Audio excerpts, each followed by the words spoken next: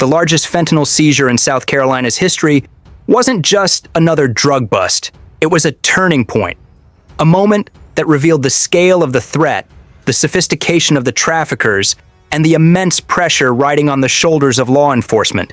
To understand why this single interception matters so much, you need to grasp the magnitude of what was stopped, what it represented, and what was at stake if it had slipped through.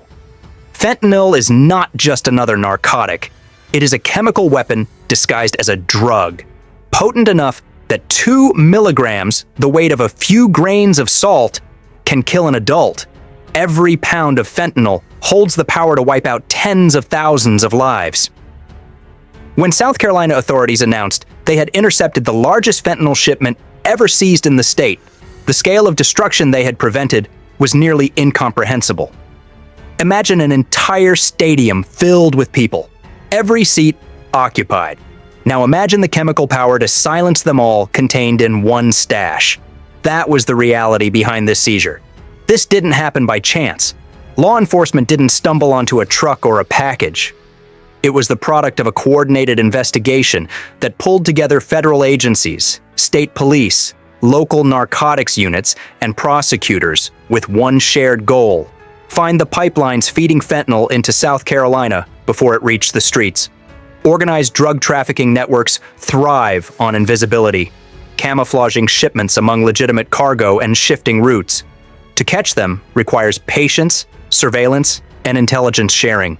The operation that led to this record seizure grew out of that methodical effort. Agents had been following the movements of a trafficking ring responsible for both fentanyl and methamphetamine. Meth was the bait that drew attention, but fentanyl was the hidden shark beneath the surface. The traffickers' confidence, built on layers of misdirection, was a flimsy curtain before the storm. Tips flowed in, surveillance tracked unusual patterns, and cross-agency intelligence filled in the gaps. Piece by piece, investigators built the picture until one shipment stood out as too large, too risky, and too suspicious to ignore. When they moved in, they were cutting through the lifeline of a network, and when the drugs were counted, the magnitude of the victory sank in. The largest fentanyl seizure in the history of South Carolina meant lives had been spared and communities had been given a reprieve from the devastation of overdoses. What took them years to build took seconds to unravel. But here's the darker layer. The sheer size of this seizure revealed the size of the problem. You don't move a record-breaking shipment of fentanyl unless you have a system confident enough to deliver it. That means organized crime believed South Carolina was fertile ground. Networks with international reach were treating the state not as a side route, but as a primary market. If this shipment was intercepted, how many others had already slipped through? How many smaller deliveries were quietly poisoning neighborhoods undetected? The bust saved lives, but it also exposed the scale of a war being fought silently every single day. Before we get to that, I need your help. I'm trying to hit 50,000 subscribers by the end of the year, and I need your help. So I would really appreciate it if you could subscribe and help me out. Law enforcement officials didn't downplay the victory. They called it proof of vigilance, proof that collaboration works, and proof that dismantling trafficking networks requires more than isolated arrests. It takes strategy. It takes disrupting leadership structures, cutting supply chains at the source, and choking off distribution. The indictments that followed the seizure weren't symbolic. They were signals that investigators were pulling on the thread until the entire network unraveled. Their sophisticated network, tuned to detect local threats, was deaf to the strategic coordination of a unified force. The timing also mattered. This seizure came during an era when fentanyl had become the face of the opioid crisis, with overdose deaths in the U.S. spiking year after year. In that climate, the announcement of the largest fentanyl seizure in the state's history wasn't just a news story. It was a statement of resistance, proof that law enforcement was not powerless. Victories like this don't come without risk. Cartels are adaptive predators. Each time a route is exposed, they adjust. That's why intelligence is the real weapon. Without tips, surveillance, and cross-agency coordination, shipments like this one move freely. This record seizure was the visible tip of an invisible war being fought in phone calls, stakeouts, undercover operations, and data analysis rooms. Law enforcement didn't just seize drugs, they seized back the possibility of life. The emotional weight of that statement cannot be overstated. The bust gave meaning to the fight. It validated the demand for tougher enforcement and unrelenting vigilance. The war is not lost. There are people working night and day to stop the flow, and sometimes they succeed on a scale that makes the impossible feel possible again. They fired first with their poison. We simply ensured they wouldn't fire again. The story also demands vigilance from the public. Fentanyl doesn't announce itself. It slips into pills that look like prescription medication and hides in powders and counterfeit tablets. That's why the seizure, as massive as it was, is only one battle. The larger war requires awareness, education, and the realization that the danger is immediate and lethal. The interception of the largest fentanyl shipment in South Carolina's history is therefore both a triumph and a warning. A triumph because it shows what can be done when agencies coordinate, share intelligence, and strike decisively. A warning because it shows how ambitious the traffickers have become. This event becomes more than a headline when you understand the stakes behind it. Law enforcement didn't just stop drugs. They stopped a wave of funerals. They stopped grief before it spread. They stopped the silent chemical invasion of communities already stretched to the breaking point. The largest fentanyl seizure in South Carolina's history isn't just about what was found.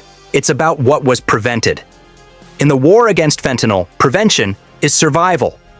Authorities recovered approximately 156 pounds or 71 kilograms of fentanyl during the largest seizure in South Carolina's history.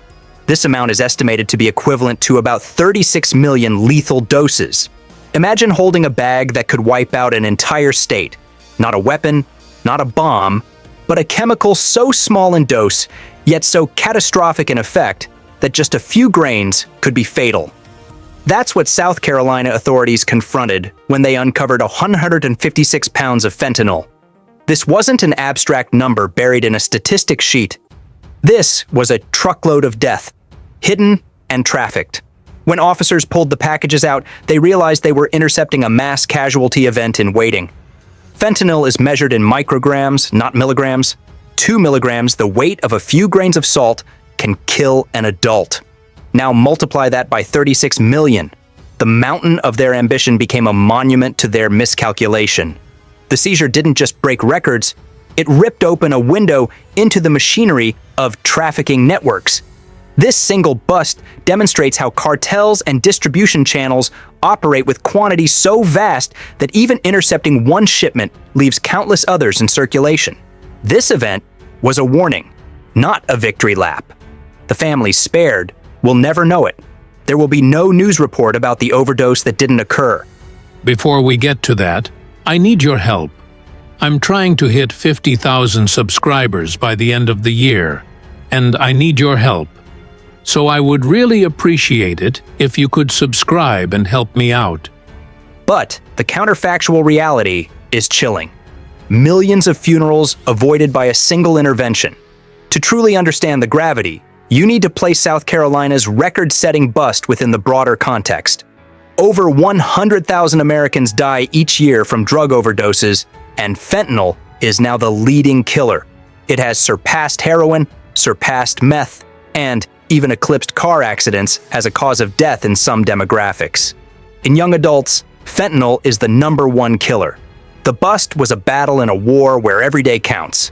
Catching 71 kilograms in one place suggests an operation of staggering size and coordination. It means laboratories, supply chains, smuggling routes, and distribution hubs were all working in concert. It means what was intercepted was likely just one node in a sprawling network. Fentanyl arrives mixed, cut, and disguised. It's pressed into counterfeit pills that look like Adderall or Xanax, or cut into cocaine lines at parties. That's why law enforcement stresses not just seizure, but education. The lethal risk isn't reserved for addicts.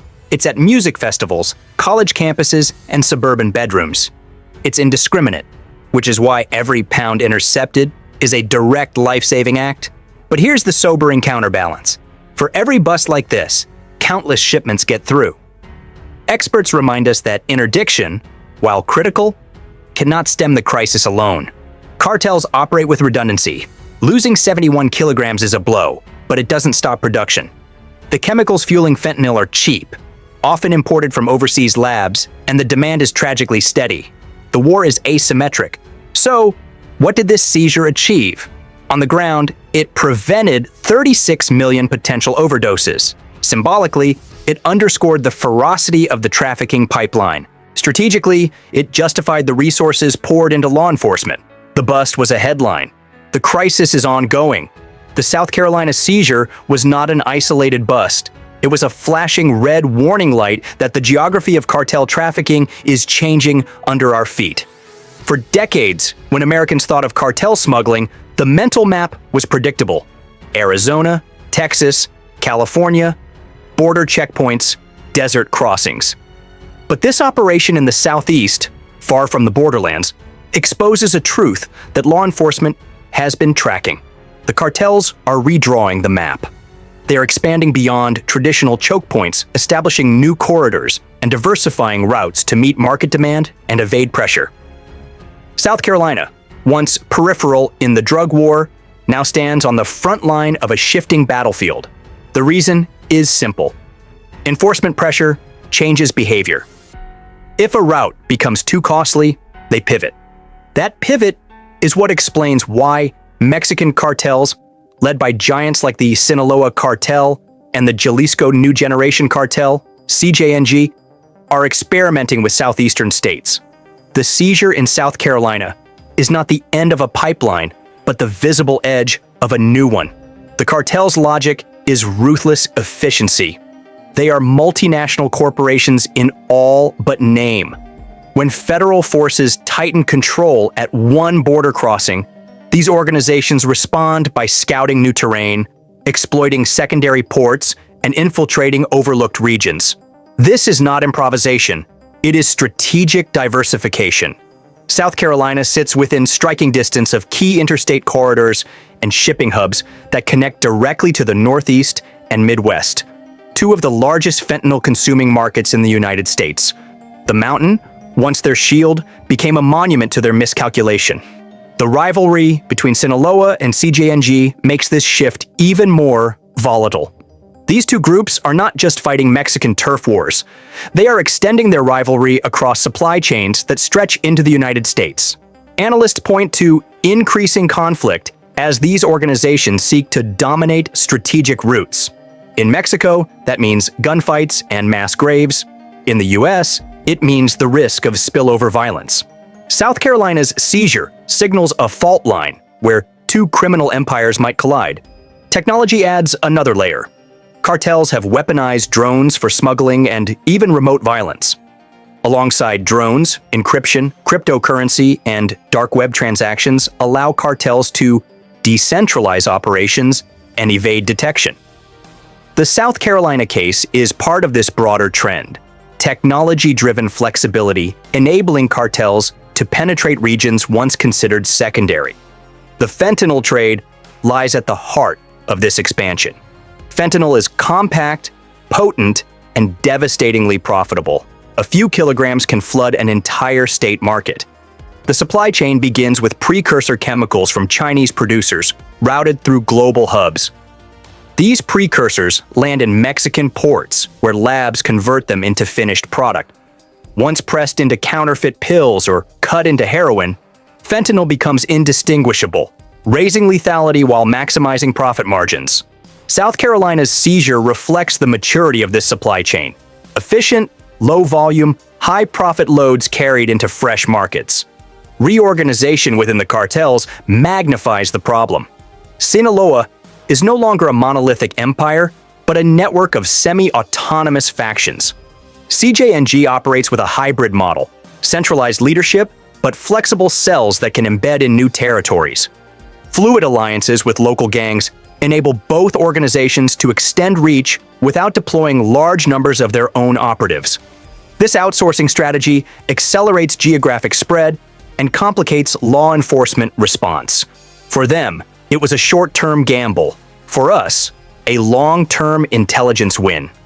The human consequences of these shifts are severe. Overdose rates climb and emergency rooms strain. The South Carolina seizure represents drugs that did not reach the streets, but it also represents countless other shipments that did. Why South Carolina? The answer is enforcement math. Traditional routes into Texas and Arizona are flooded with agents and sensors. That makes them high-risk zones. By contrast, southeastern ports and highways have fewer specialized units and less institutional experience with cartel-scale interdictions. This imbalance incentivizes diversification. Cartels follow the same principle as water. They flow where resistance is weakest. South Carolina offers maritime access, highway links, and lower enforcement saturation. It is a temporary advantage, and cartels exploit temporary advantages relentlessly. Local law enforcement agencies in southeastern states are often under-resourced for cartel-level operations. That mismatch gives traffickers breathing room. For cartels, even a short window of operational freedom can establish entrenched pipelines that persist for years. The South Carolina seizure is a signal that such a pipeline was being built, and likely still is. The bust, for all its importance, was a snapshot of an ongoing chess match where every move triggers a counter-move. The challenge is whether agencies can adapt faster than cartels diversify. This trend also reflects the broader adaptability of cartels under pressure. Every dollar spent tightening one border crossing shifts, trafficking energy elsewhere. The South Carolina case reveals the unintended consequence of enforcement concentration: displacement, not destruction.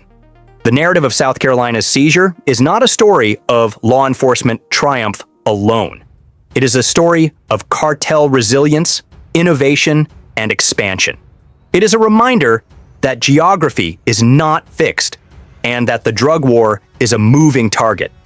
The seizure marks a line in the sand, but whether it becomes a turning point depends on how seriously the underlying trend is addressed. The largest fentanyl seizure in South Carolina's history was more than a headline. It was a turning point, a wake-up call, a line in the sand. And from that moment forward, the South could never again say, "This is not our fight."